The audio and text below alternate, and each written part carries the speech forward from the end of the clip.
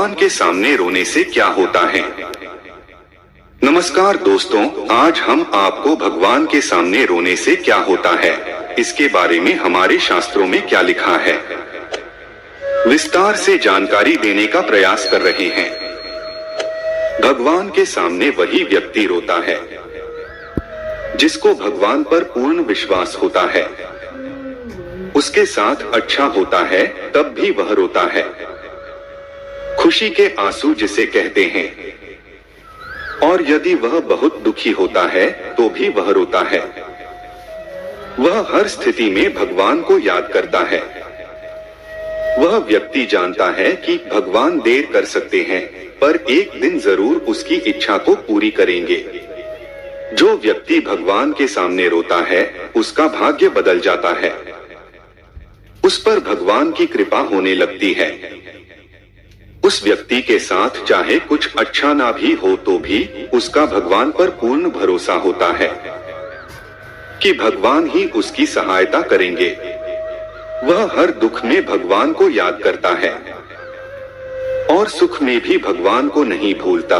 उस व्यक्ति का मन पवित्र होने लगता है और उसके अंदर आध्यात्म का विकास होने लगता है और उसका मन भगवान की भक्ति में लगने लगता है। जब कोई भी व्यक्ति भगवान के सामने जब जाता है तो उसका दुख दर्द वह भगवान को बताता है।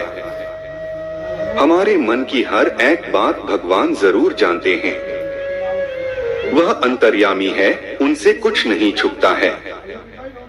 जब किसी व्यक्ति को भगवान के पास जाते ही रोना आता है तो उसे यदि मुसीबतों से जल्दी बाहर निकलना है तो उसे भागवत गीता पढ़ना शुरू कर देना चाहिए।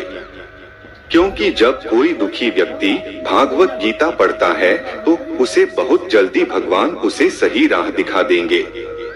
अगर कोई विधि पूर्वक भागवत गीता पढ़ता है तो उसके जीवन में चमत्कार जरूर होता है।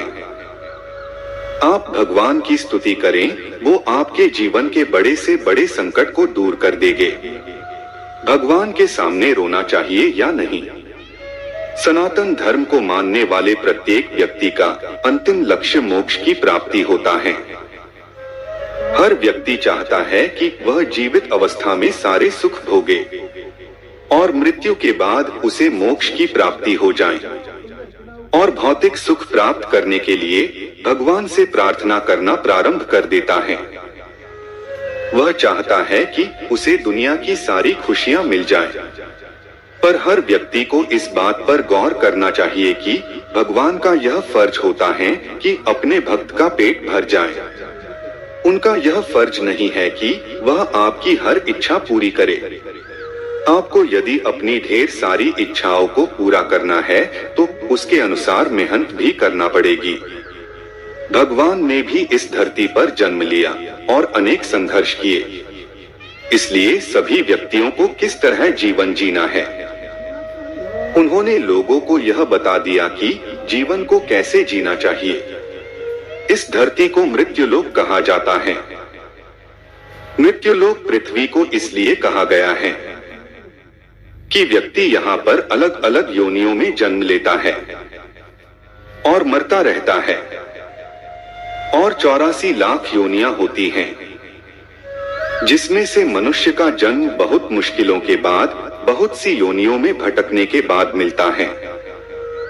खाना पीना, बच्चे पैदा करना तो जानवर भी करते हैं, पर मनुष्य का जन्म बहुत से महत्वपूर्ण उपदेशों के लिए होता है।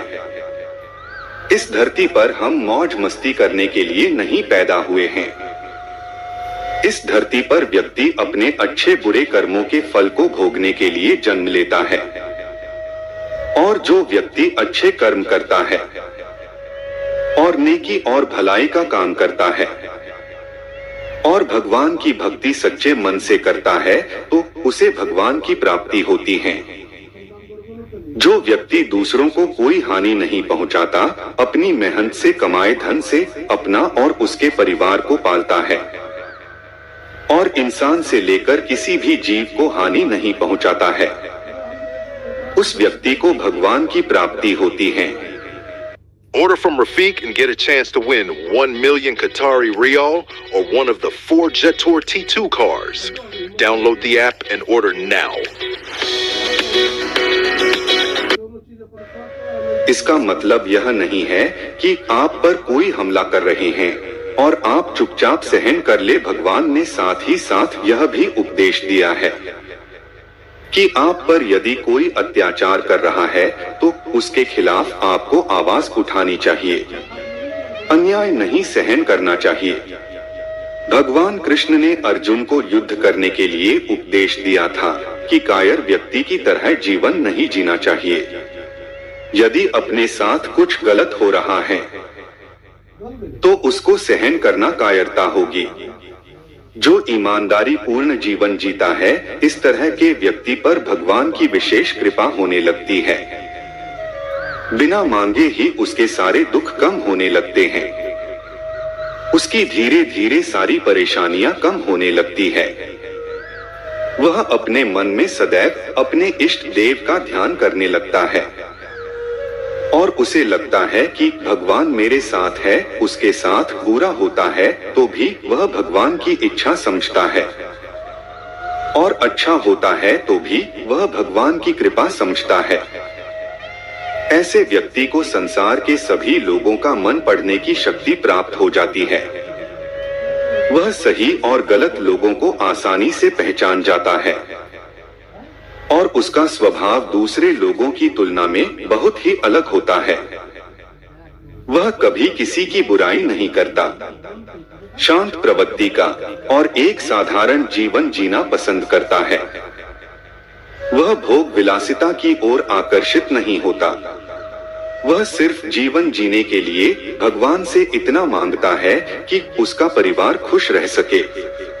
वह गलत तरीके से धन नहीं कमाने की सोचता है। वह ईमानदारी का जीवन जीता है। छल कपट उसके मन में नहीं रहता।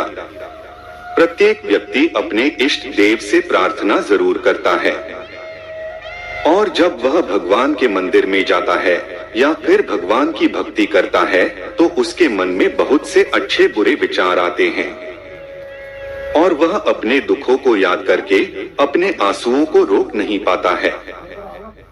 वह भगवान के सामने रोने लगता है और यह संकेत बहुत ही शुभ होता है। आप अपने दुख भगवान को बता रहे हैं, क्योंकि यदि आप अपने दुख दूसरे लोगों को बताएंगे तो वह आपकी सहायता करने के बदले में आपसे कुछ भी मांग सकता है और आपको उसका जिंदगी भर एहसान मानना पड़ सकता है। दुख के समय भगवान ही आपकी सहायता करने के लिए किसी न किसी रूप में आपकी मदद करते हैं। इसलिए भगवान को हमें हमारे दुख बताना चाहिए और भगवान के सामने आप रो भी सकते हैं। वो आपके दुख को समझेंगे, दूसरे लोगों की तरह आपका मजाक नहीं उड़ाएंगे। भगवान आपके दुखों को दूर करेंगे। आपके जीवन में कितनी भी बड़ी परेशानी आए, आप उसे भगवान को बताएं और सच्ची प्रार्थना करें तो आपको चमत्कारी फायदे होंगे। धार्मिक पुस्तकें पढ़ने से जो मन को एकाग्र शक्ति और शांति प्राप्त होगी, जो कभी आपने सोचा भी नहीं होगा। आपकी सारी चिंता समाप्त होने लगेगी और मानसिक तनाव दूर होगा। इस दुनिया में अच्छे बुरे सभी तरह के लोग होते हैं और जब आपके अच्छे दिन आने वाले होते हैं जो आपको अच्छे मित्रों की भी प्राप्ति होती है। उम्मीद करता हूँ आपको वीडियो पसंद आया होगा और आप हमारे चैनल पे नए हो तो लाइक, कमेंट और सब्सक्राइब जरूर करें। आपके एक लाइक से ही हम मोटिवेट होते हैं।